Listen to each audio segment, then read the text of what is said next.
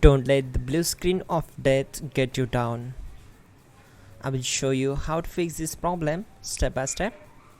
So let's begin. Click on Advanced Options, select Troubleshoot, then click on Advanced Options. Now select Command Prompt.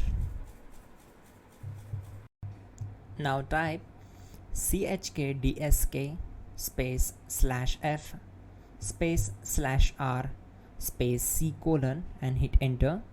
Then we need to wait for some time to complete the process. Once done, move to the next step. Type c : and hit enter to execute the command. Then type cd space c : / and hit enter. Type in cd space Windows and press enter. Then type cd space system32 and hit enter to execute the command.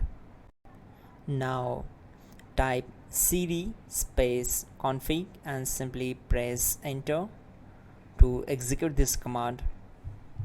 Now execute this command. Type md space backup and simply hit enter. Now execute this command. Type copy space ** space backup and simply hit enter. Now execute this command. Type md space backup1, then hit enter. Now type copy space ** space backup1 and hit enter. Type in cd space regback and hit enter to execute the command. Execute this command. Type dir, then simply hit enter. Now type copy space ** space ... and hit enter. Then type all and hit enter to execute the command. Now type bootrec space /fixmbr and hit enter to execute the command. Type bootrec space /fixboot and hit enter. Type cd space c : / and hit enter. Now type cd space Windows /system32 /config /regback and hit enter to execute. Now execute this command. Type bcd edit space /export space c : /bcd backup and simply hit enter to execute this command. Then move to the next one. Now execute this command. Type cd space c : / and hit enter. Now type this md space boot and hit enter. Type cd space boot and hit enter.